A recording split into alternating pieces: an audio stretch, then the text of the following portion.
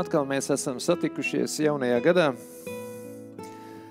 Gadā, ko mums visi saka, būs jauns cerību gads, un būs jauns laimes gads, un būs ļoti brīnišķīgi un skaisti, bet ar daudziem nosacījumiem. Un par vieniem no šiem nosacījumiem mēs arī šodien paskatīsimies par to, cik nepieciešama ir mūsu fiziskās kustības, cik nepieciešams cilvēkam, lai organisms strādātu, lai strādātu praktiski visas orgānu sistēmas līdz pat mazākajai šūnai, cik mums ir nepieciešams fiziskās kustības. Un mēs te redzam, šajā slaidā mēs redzam, cik tomēr kustēties fiziski tajā dabā, kas mums ir riņķī, cik tomēr tas ir arī skaisti, patīkami un ļoti bieži arī liederīgi. Ejot pa šiem slaidiem, mums ir jāpiemina, kad cilvēks rītausmā, kad tika veidot šī zeme, kad tika veidots arī cilvēks un visa daba, tad 1. Mūzes grāmatā ir rakstīts 2. nodaļā, un Dievs tas kungs ņēma cilvēku un ielika to ēdens dārzā, lai tas to koptu, sargātu. Jau pašā sākumā pie radīšanas cilvēkam ir paredzētas fiziskās kustības. Cilvēkam bija jākustās, cilvēkam bija jāpūlējas. Tās kustības un tā fiziskā slodze sagādāja prieku un laimi cilvēkiem. Šodien mēs redzam to, kad šīs kustības nevienmēr nes svētības. Un nevienmēr viņas ir uz labu, jo fizisks darbs un viss tas, pēc kā mēs skrienam, mēs cenšamies, mēs strādājam, nevienmēr tas ir tajās robežās, kas cilvēkam nes labu veselību.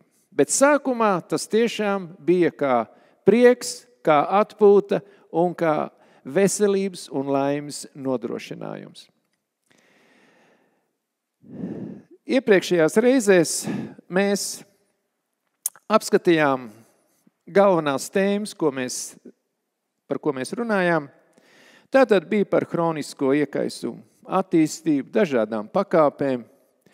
Runājām par dabiskajām pretiekaisuma vielām, kas būtībā nāk no augu valsts.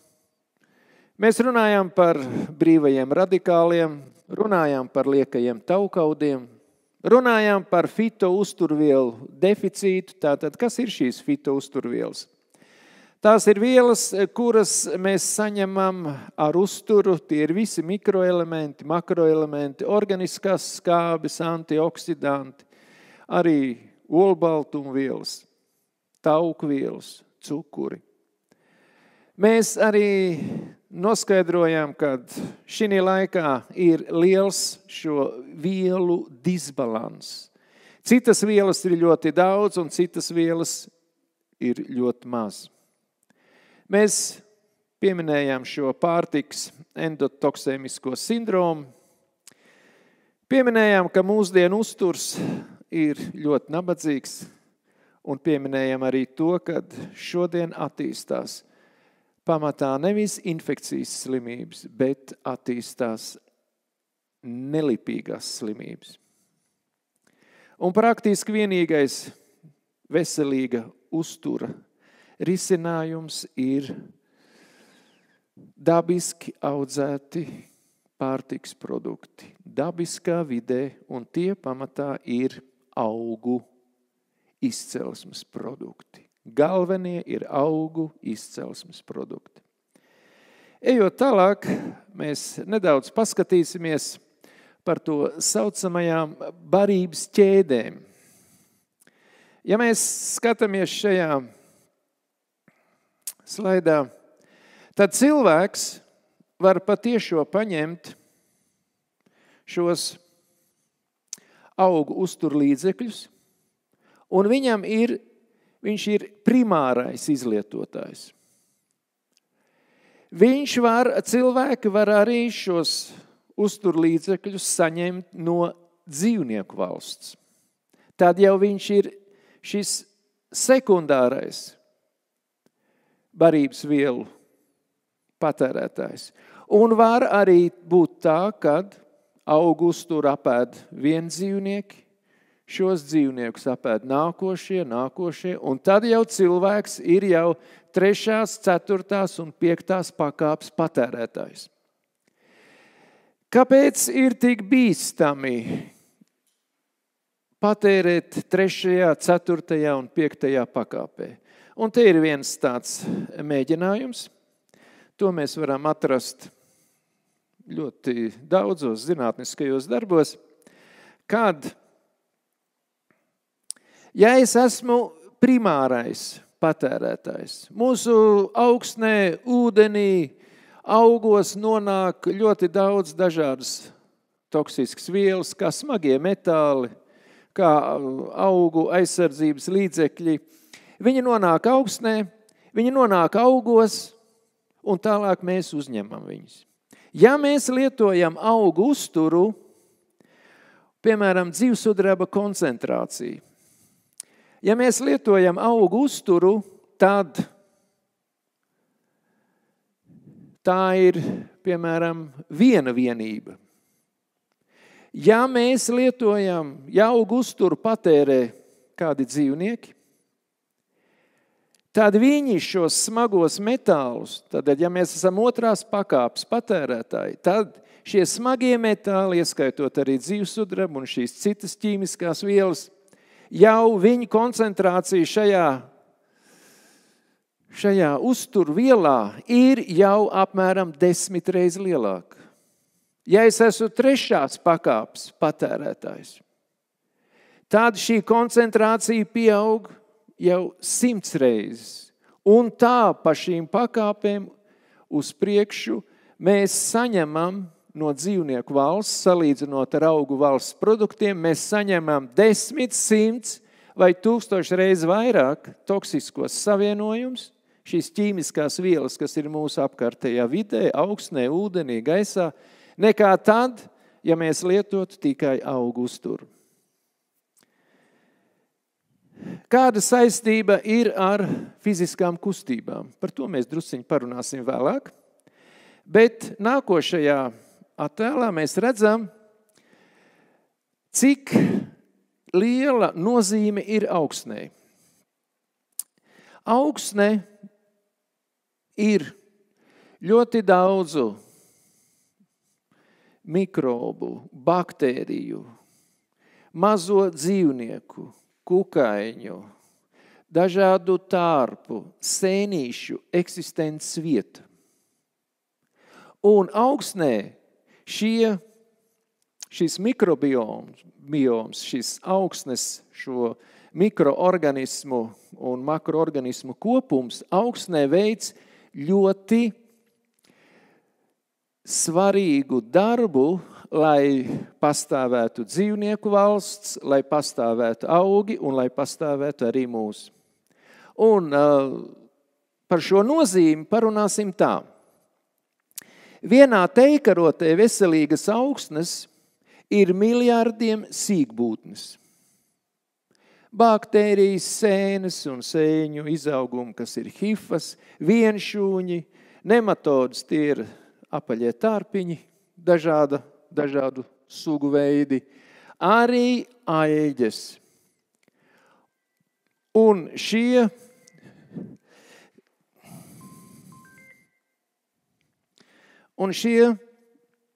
visi dzīvnieki, viņi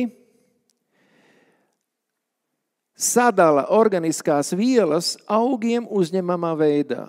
Kas ir organiskās vielas? Tās ir šķiedrvielas, tās ir visu augu atliekas, lapas, koki. Un, ja mēs skatāmies uz šiem, it kā mēs sakam, atkritumvielām, jā, lapas, zāle, viņas tiek pārstrādātas. Un tad, kad visas šīs sīkbūtnes pārstrādā, viņas sašķeļ līdz minerālvielām, kuras tālāk atkal var izmantot no jauna augi. Ko vēl dara šīs mikrobioms, jeb šīs dzīvās būtnes augsnē? Izdala skābes, fermentus, jeb enzīmus, kuri nešķīstošās minerālvielas pārvērš augiem pieejamos savienojumos. Augsnē vienlaicīgi izdala arī šīs mikrobūtnes, izdala arī augu augšanas tādus stimulējošus hormonus. Pateicoties šīm mikrobūtnēm, augsne tiek uzlabota, tajā saglabājās vairāk mitrums.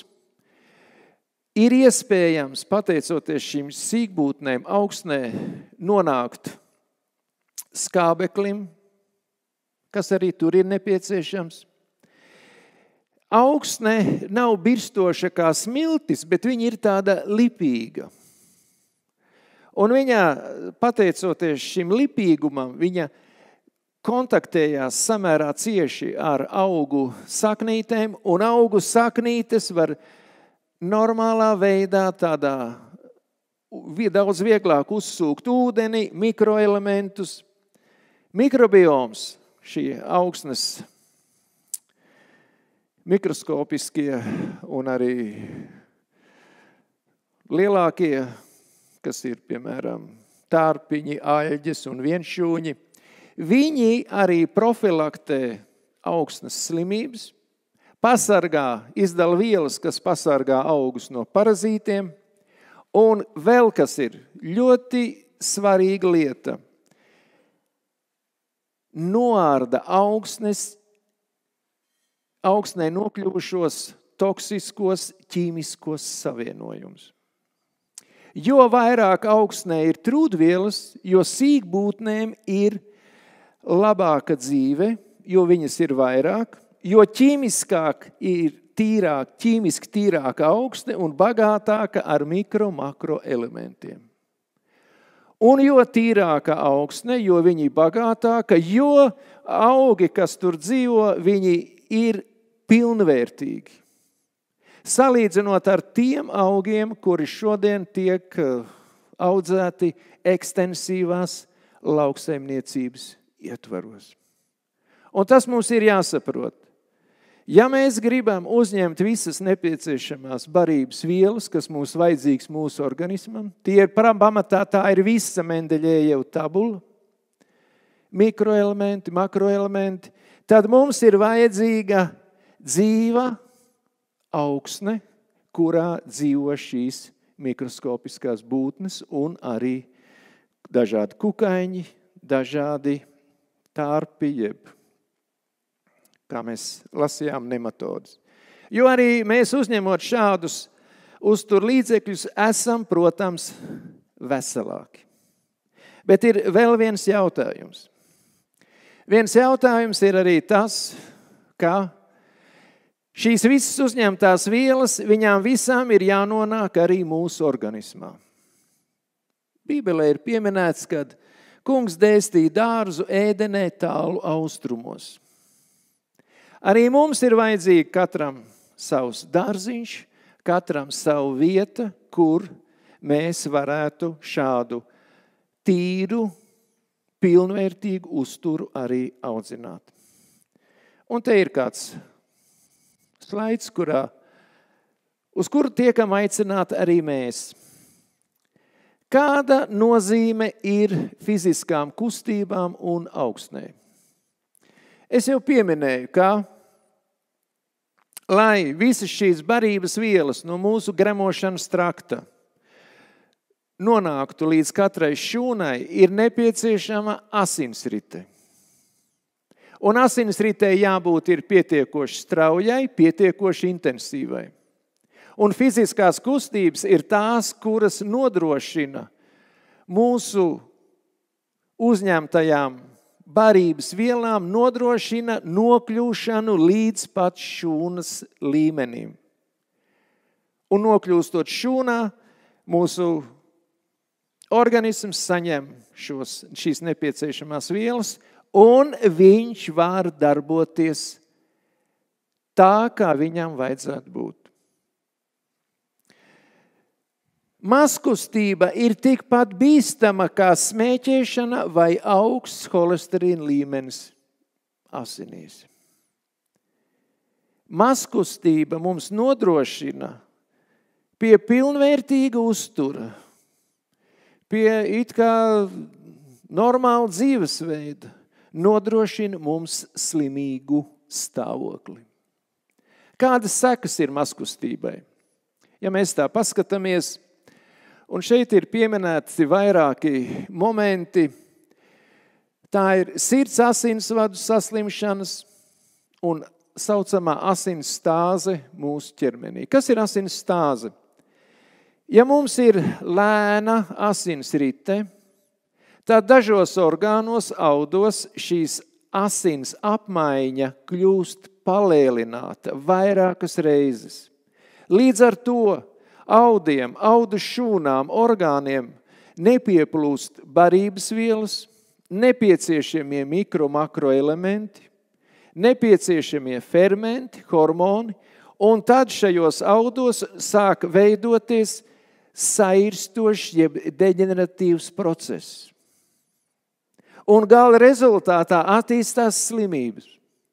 Pie pilnvērtīga uztura, pie it kā kaut cik veselīga dzīvesveida, bez smēķēšanas, bez alkohola, mums attīstās hroniskas saslimšanas. Pateicoties tam, kad nenotiek pietiekoša barības vielu un toksisko produktu apmaiņa, kad ir nepietiekošs šis asinsrites ātrums. Un to mums nodrošina fiziskās kustības.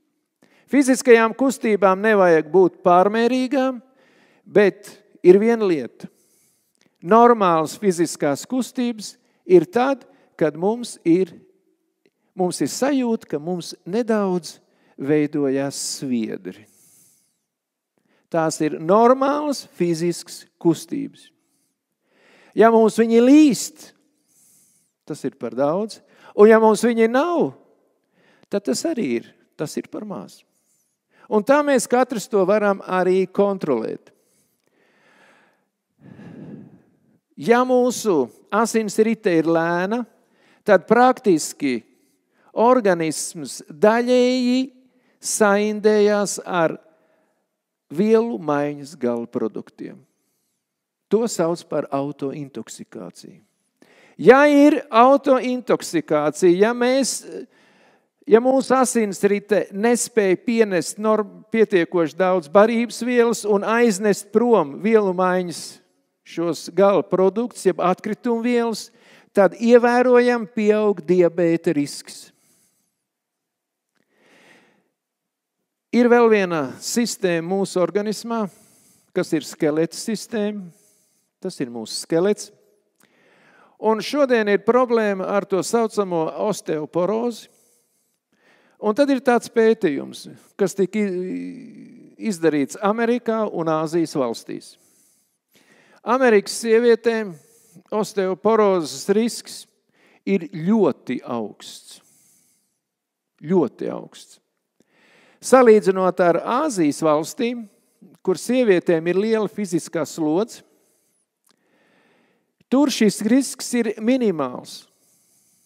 Un osteoporoze ir maz sastopama. Kāpēc? Izrādās, ka tāds ļoti vienkāršs mehānisms ir. Ja mēs fiziski kustamies, mēs trenējam visu mūsu organismu un trenējam arī mūsu skeletu. Un tad, ja ir fiziska slodze, tad kalcija sāļi daudz vairāk nogulsnējas skeletā un daudz mazāk viņi arī zaudē. Skelets zaudē daudz mazāk kalcija sāļus. Par to mēs parunāsim atsevišķi kaut kad drusciņi kādā nākotnē, kad runāsim par osteoporozi. Bez fiziskas slodzes mūsu kaulu sistēma ir netrenēta, un viņā veidojas šie osteoporotiskie procesi.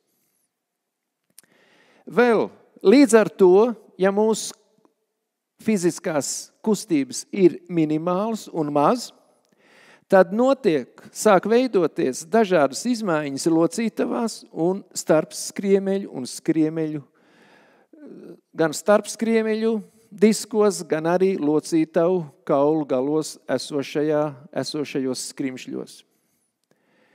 Līdz ar to, kā es jau pieminēju, kad pieaugot iekšēja organisma autointoksikācijai pie mazkustības, attīstās ne tikai diabēta risks pieaug, bet attīstās arī un stimulējās audzēju veidošanās. Fiziskās kustības ir nepieciešams, lai mūsu organismā veidotos saucamie laimes hormoni. Ja šie laimes hormoni mums neveidojas pietiekošā daudzumā, mums ir nemiers, veidojas depresija.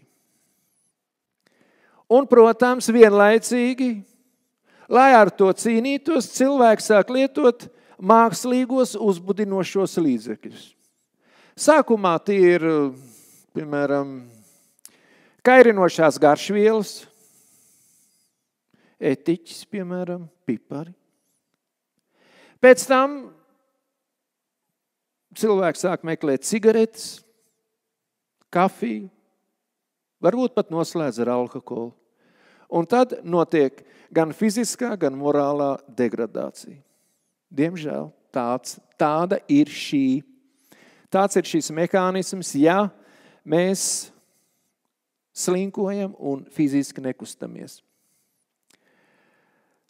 Vienlaicīgi, ja mūsu organismā trūkst šie laimes hormoni, tad arī cilvēks noslēdzās un viņa sabiedriskā jeb sociālā aktivitāte samazinās. Līdz ar to šāda depresija, noslēgšanās arvien vairāk un vairāk pieaug.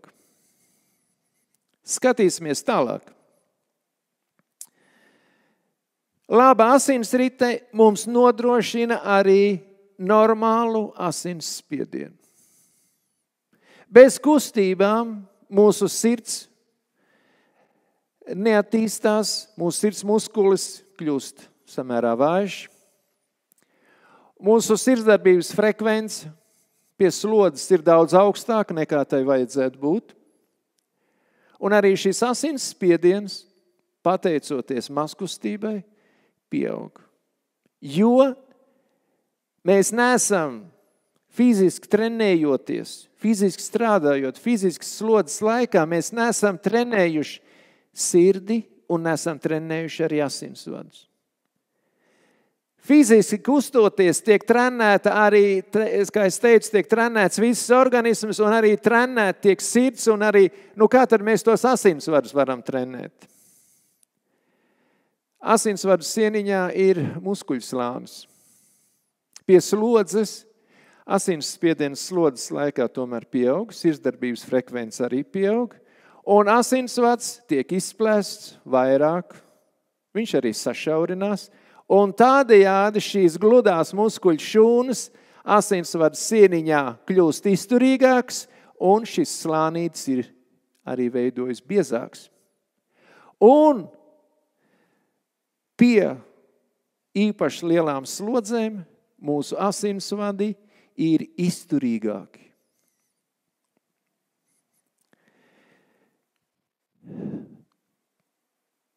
Līdz ar normālu asinsriti mūsu asinsrites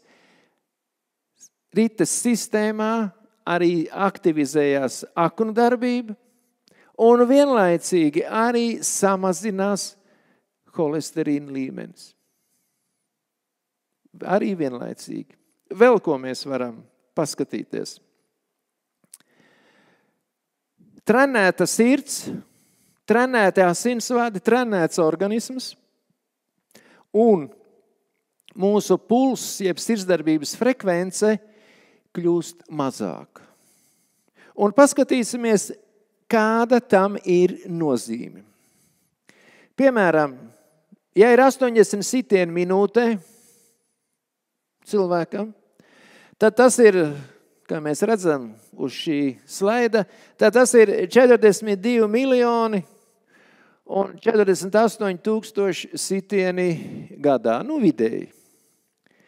Ja mūsu sirds ir trenēta un mums ir tikai 70 reizes sirsniņa strādā minūtē, tad ekonomija ir, kopīgā ekonomija ir 5 256 000 sirdsdarbības sitieni. Ko tas nozīmē? Tas nozīmē tādu brīnišķīgu lietu. Sirds ir trenēta un viņa mazāk, viņai ir jāstrādā. Viņa vairāk var atpūsties. Un ar šādu sirdi, ar šādu trenētu sirdi, pateicoties fiziskai slodzei, mēs varam nodzīvot daudz ilgāk, daudz labāk mēs pārvarēsim dažādas stresa situācijas un, ja mums ir vajadzīga īslaicīga, ārkārtēji ļoti liela fiziska slodze, pie kuras cilvēkiem, kuriem sirds nav trenēta, viņi šādu slodzi nevar panest. Un līdz ar to arī mūsu dzīves ilgums saglabājas. Vēl ir viena lieta. Trenējot sirsniņu, vienlaicīgi tiek arī trenēt mūsu izvads sistēmu, runājot par nierēm.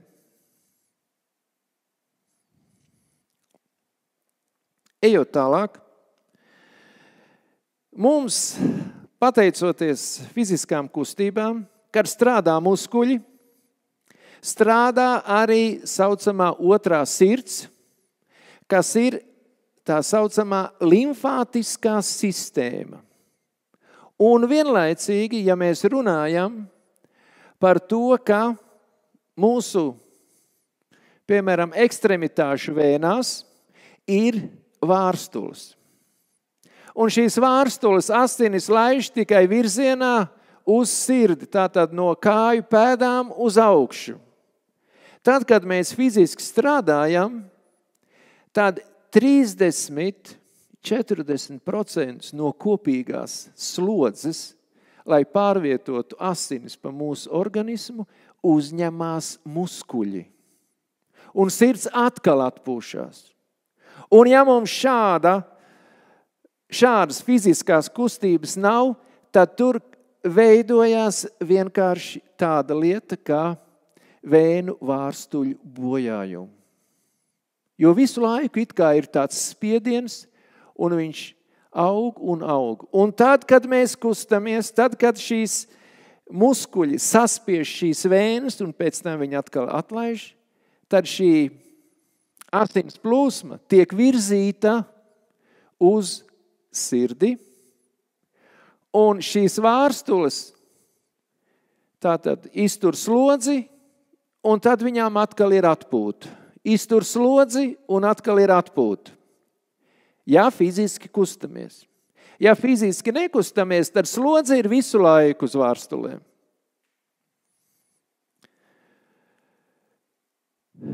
Kādi vēl ir kustību dārgumi? Mēs jau runājām, kad uzlabo asinsriti visos orgānos, audos, līdz pat šūnas līmenim. Vienlaicīgi arī samazinās arteriālais asinsspiediens, samazinās holesterīna līmenis, uzlabojas pašsajūta. Un ne par velti kādreiz, kad es gāju jaunībā skolā, bērnībā, tad mums bija 15 minūšu starpbrīdis.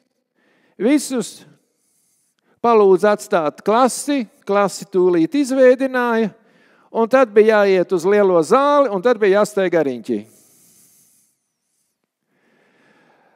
Un ir tāds vairāk kā 100–150 gadu vecs tāds eksperiments. Tas bija kādreiz cariskajā Krievijā. Es nemāku pateikt tāda kantorka, tātad tur, kur sēdēja skolēni, ja, bija arī tāda, tā kā katedra, ja, Tā kā katedra bija blakus katram solam, un tur bija vieta, kur apsēsties, un tur bija vieta, kur varēja stāvēt. Un cariskajā Krievijā izdarīja eksperimentus attiecībā uz mācību vielas apgūšanu, iemācīšanos. Šos eksperimentus turpināja arī Padomju Savienībā līdz kādiem 70, 80 gadiem, un tad pārtrauca. Kādi bija rezultāti? Skolēni varēja apsēsties, rakstīt, atbildēt, mācīties, un viņi varēja arī pie šīs kantorkas, jeb šīs katedras pieiet klāt, un varēja arī stāvēt, varēja, tā kā es te tagad kustos no vienas kājas uz otru, viņi varēja arī pārvietoties. Un izrādās, kad sekmes ievērojami paaugstinājās. Ievērojami.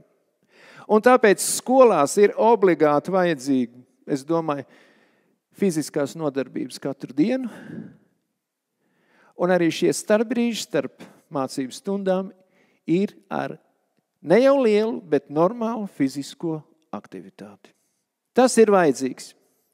Lai normāli smadzenēm pieplūst svaigas asinis, skābeklis, barības vielas. Un tāpēc arī sekmes cilvēkiem, kuri fiziski kustās, kuriem fizisks slods, ir daudz labāks nekā, kad tu sēdi no rīta līdz vakaram. Tikai sēdus un kaut ko mācies. Enerģētiskais līmenis. Visās mūsu organismu šūnās tiek uzkrātas barības vielas. Šīs barības vielas, tāpat kā noliktavā, no viena gala ved iekšā, no otra gala izlieto. Ja mēs fiziski kustamies, šīs barības vielu noliktavas šūnās, sevišķi nervu šūnās, palielinās. Pie fiziskas slodzes viņas palielinās.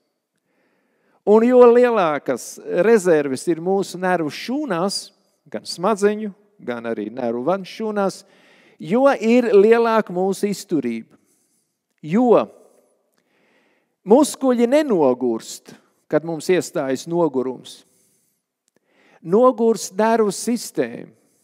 Un ja mēs fiziski strādājam un kustamies, tad mūsu nervu sistēma tiek trenēta, tur ir vairāk barības vielas, un mēs varam ilgstoši izturēt morālu slodzi. Sevišķi tas attiecās uz tiem, kas mācās. Īpaši. Protams, vienlaicīgi arī kustības nodrošina mums normālu laimes, jeb apmierinājumu hormonu veidošanos. Stress un depresija kļūst mazāka. Uzlabojās miega kvalitāte un atpūtas kvalitāte. Fiziskās kustības ir vislabākais veids, kurā atpūšās nervu sistēma.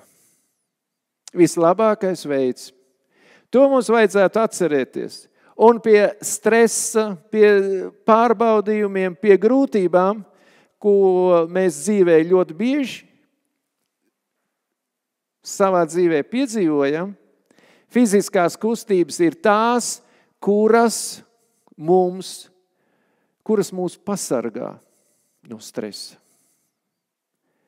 Un tāpēc pie šādiem pārdzīvojumiem ir ļoti ieteicams, kad mēs runāsim tālāk par svaigu gaisu, doties laukā, doties pie dabas, doties tur, kur atjaunojas un mūsu nervu sistēmas rezerves un arī, kad viņa iegūst tās vielas, kuras ir nepieciešamas. Es jau minēju, ka nostiprinās kaulu sistēma un bremzējās osteoporozes attīstība. Protams, ir arī vēl citas lietas. Bez fiziskas slodzes un kustībām mūsu imūna sistēma būs jēla. Un tāpat mūsu gadsimta mēris, ko sauc par cukurslimību, par insulīna rezistenci, fiziski kustoties, strādājot, normālā veidā, nepārstrādājoties, mēs lielā mērā esam saglabāti no šīs mūsu gadsimta slimības. Mērenas fiziskas kustības. Es pieminēju, ka mērenas fiziskas kustības ir tad, kad mēs nedaudz iesvīstam. Un te ir kaloriju sadegšana 30 minūtēs. Tas ir gan uz tukliem cilvēkiem, arī uz vājākiem cilvēkiem. Piemēram, peldēšana. Pusstundā peldot sadeg, te atšķirās sievietēm 114, vīriešiem 144 kalorijas. Piemēram, ātri iešana. Sievietēm 165 kalorijas, vīriešiem 195. Tāda lieta kā malkas skaldīšana, šie dati ir samērā veci. Šodien jau daudz cilvēku nesaprot, ko nozīmē malkas skaldīšana, bet tas ir ļoti labs kaloriju sadedzināšanas veids. Un mums ir jāsaprot, kā muskuļos sadegot kalorijām, tātad glikoze mums ir galvenais šīs enerģijas avots, ja, ATF veidā. Līdz ar kalorijām sadeg toksiskās vielas inaktivējās. Liekie taukaudi. Ja fiziskā slodze ir mērena un atbilstoši katram cilvēkam, tad arī medikamenti, kurus mēs lietojam, ātrāk tiek inaktivēti. Un kur vēl runājot par šī laikmeta ēvielām, kuras mūsu organismā nav vajadzīgas. Un to visu dod mums normāla fiziskā slodze. Un tad parasti cilvēki domā, visu mūžu neesmu neko darījis, ko tad es pensijā kaut ko sākšu darīt? Ir televizors, gultiņi un pasēdēšana kaut kur bez lielas slodzes. Un šī slaidā, ko mēs redzam?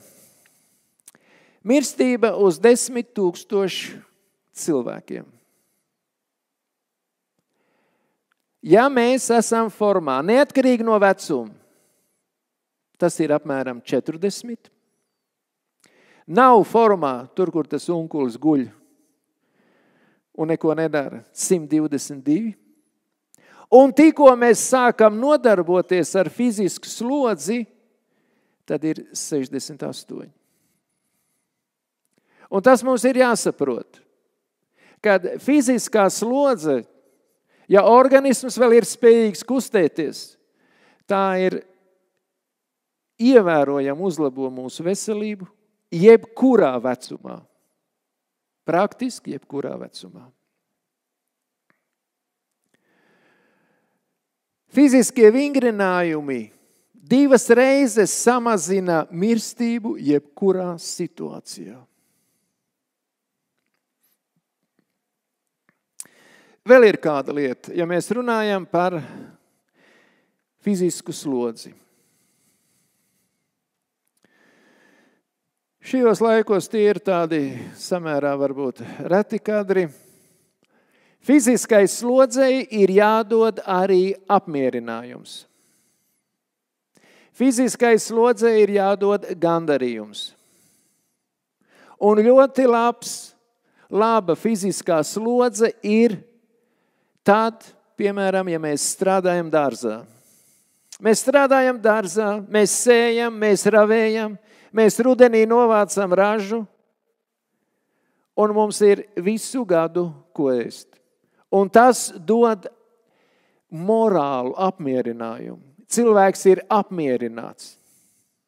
Un tas nav tā, kā es aizēju uz veikalu, nopērku, ja, un pārējā laikā, man jāiet fiziski kustēties, jāiet pumpēties vai vēl kaut kas. Pie dabas, svaigā gaisā, saules gaismā, tās ir tādas lietas, bez kurām mēs savu veselību saglabāt nevaram. Ja viņas trūkst, mēs to saglabāt nevaram. Darbam, fiziskai slodzei ir jābūt lietderīgai. Kaut vai slaukot pagalmu, kaut vai strādājot dārzā, kaut vai ejot kādam cilvēkam palīgā kaut kur. Jo tur nāk garīgais apmierinājums, un mēs esam apmierināti ar dzīvi. Tas nozīmē, ka mūsu organismā veidojās šie nepieciešamie laimes hormoni. Kāda būtu situācija? Daktars teica, man jāskrien ir vismaz stundu pa dienu. Vienu dienu skriešu, riebjās, nākošo dienu jāskrien vēl vairāk, nedarīšu neko, bet vajag izvēlēties lietderīgu, patīkamu fizisko slodzi. Mēs varam, ja ir iespēja, doties uz darbu ar kājām, no darba ar kājām. Mēs varam iet uz veikalu ar kājām un nākt atpakaļ ar kājām. Ir lietas, ko mēs varam izvēlēties, bet tikai ir viena nelaime. Tad, kad mēs skatīsimies par svaigu gaisu, cik bīstami tomēr tas ir lielajās pilsētās, kur iet mašīnas, kur ir izplūdes gāzes, kur ir rūpniecība un tam līdzīgi. Ja mēs runājam par to, ka fiziskās kustības uzlabo asinsriti iekšējos orgānos un audos, tad tiek aktivizēta tā saucamā detoksikācija. Tiek stimulēta žults veidošanās un izdalīšanās. Kāpēc ir tieši uzsvars ir uz žulti? Caur aknām no mūsu organisma izdalās ļoti daudz dažādas vielas, kuras mums organismam nav vajadzīgas.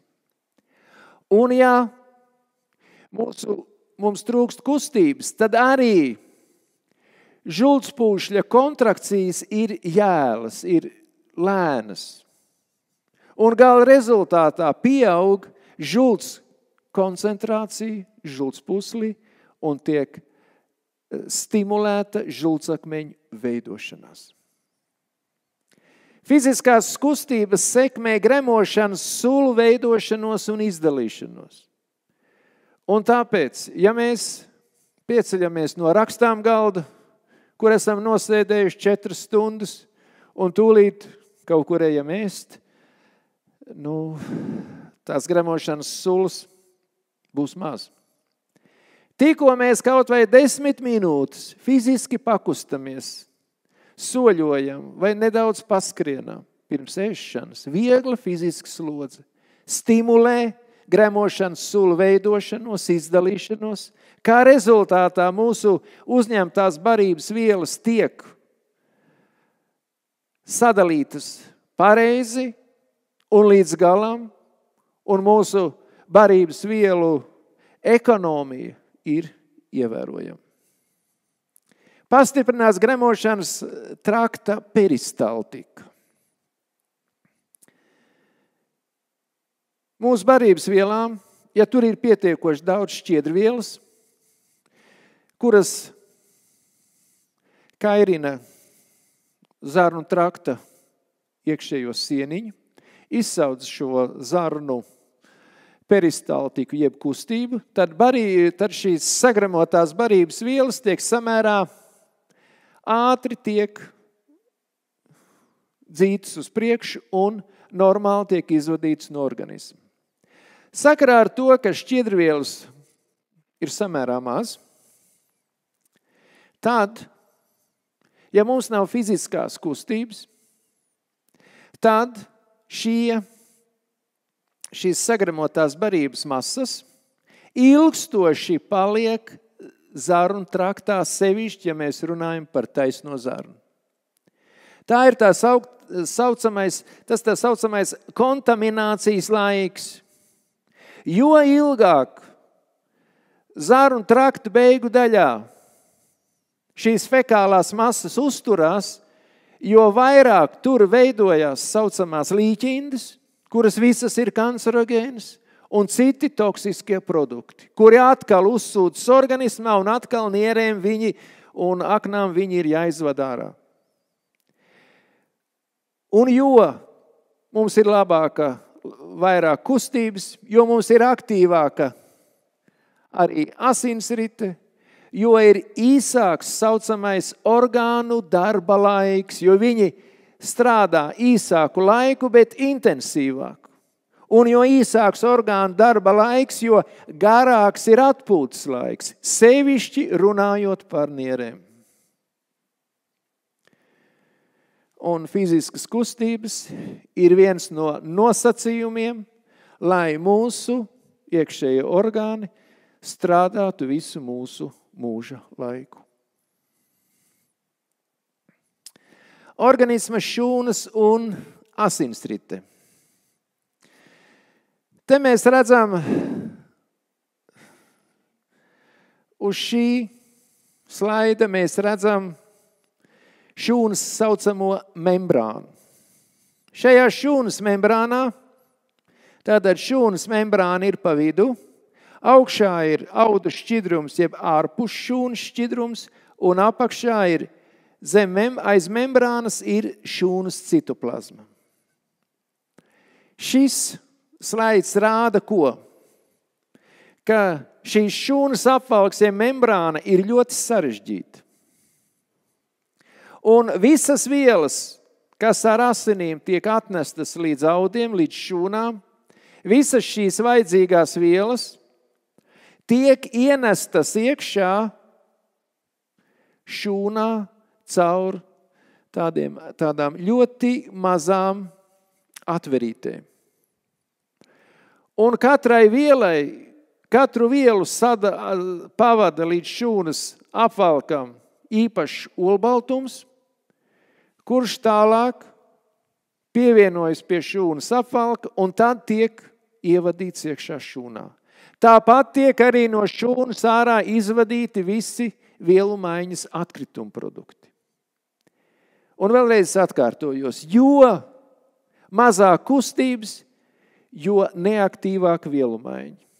Jo mazāk kustības, jo neaktīvāka vielu maiņa, jo mazāk asinsrite mums piegādā barības vielas, vitamīnus, mikro, makro elementus. Un jo mazāk arī no šūnas, caur šūnu apvalku, tiek izvadīti ārā toksīni, vielu maiņas gala produkti. Un ir tāds ārsts, doktors Rakevēge, kurš viens no pirmajiem pierādīja šādu audzēju attīstības teoriju, un viņš ko uzsvēra? Ka audzējus pamatā audzēju attīstību veicina organisma autointoksikācija. Ja ir lēna asinsrite, lēna limfrite, orgānos iestājas asins un audu šķidrums sastrēgums jeb stāze.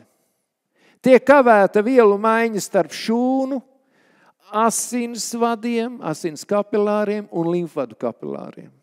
Rezultātā pieaug šūnu intoksikācija, skābekļa un barības vielu zināms deficīts, vielu maiņa kļūst skāba, tas ietekmē šie toksīni, šie skābā vidas reakcija ietekmē ģenētisko kodu, jeb ģenētisko informāciju, jeb DNS katrā šūnā. Šūna kļūst par ļaundabīgu šūnu un attīstās audzēju. Un to mums, ja mēs to atceramies un to saprotam, tad, lai kustības tiešām pavada mūs no bērnības līdz vecumam. Aktīvs dzīvesveids, es varbūt atkārtojos, saglabā elastīgas artērijas, normālu asinsspiedienu. Un, kā jau es pieminēju, fiziskas slodzes laikā pastiprināti inaktivējas un tiek evakuēts no organisma asinsvadiem zema blīvuma holesterīns. Līdz ar to arī slāpējās citi deģeneratīvie procesi organismā. Bez fiziskā lietderīga darba cilvēks nevar izaugt par sabiedrībai, ģimenei derīgu būtni, ar veselīgu morāli, veselu ķermeni, paškontroli. Šāds cilvēks nevar izaugt ar pašaizliedzību. Viņam neattīstās augsts intelekts, laba daba, ja? Un nerunāsim par dievatziņu un citām augstām morālām īpašībām. To mums vajadzētu saprast. Un te bija, es atkal pieminu šos laimes hormonus.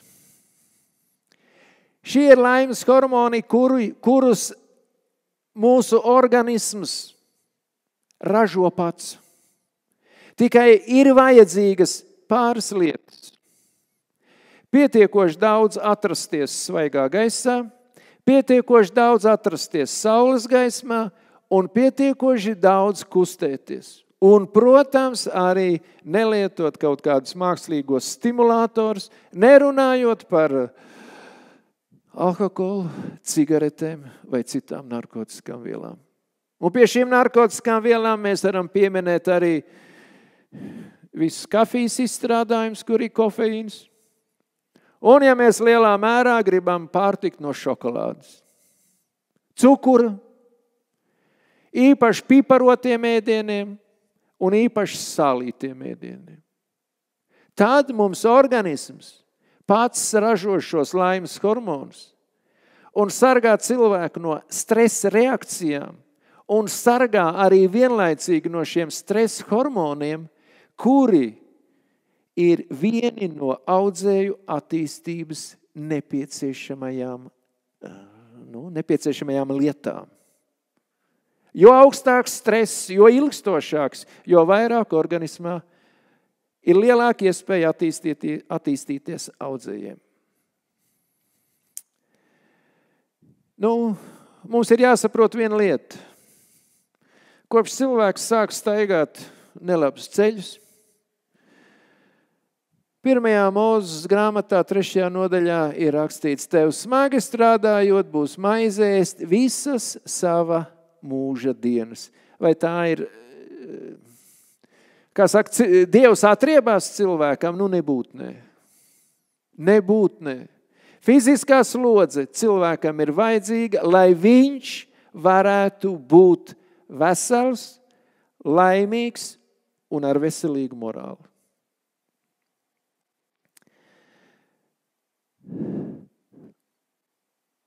Bet kas uz to kungu paļaujas, dabūs jaunu spēku. Tie skries uz augšu kā ērgļi, tie tecēs un nepiekusīs, tie staigās un nenogurs. Tas ir Jesejas grāmatas 40. nodaļas 31. pāns. Redziet, ir lietas, kuras šodienas kristietība ir ignorējusi. Ir lietas, kuras ir ignorējusi arī reliģiskā vadība, es tā gribētu teikt. Bet ir lietas, kuras neignorē normāla zinātne, normāla medicīna. Un tāpēc mēs runājam par šiem veselības jautājumiem, un tāpēc mēs runājam par šiem veselības principiem. Fiziskās kustības saistās ar visiem principiem. Visi 8 principi ir savstarpēji savienoti. Un vienam posmam iztrūkstot, cieši visa sistēma. Un jau senatnē cilvēkiem, kuri atzina savu atkarību no šīs vienīgās morālās patiesības, šiem cilvēkiem arī tika dāvāta veselība, ilgs mūžs, normāla ģimene, normāli bērni, kopumā ņemot. Un uz to mēs arī esam aicināti. Katrs savā dzīvē ieņemt savu zinām nostāju. Labi, jāsaka visu labu. Tiksimies vēl nākošo reizīti, tad runāsim par svaigu gaisu, par gaisa nepieciešamību, par atmosfēru, kurā mēs dzīvojam un kādu mēs viņu veidojam. Visu labu!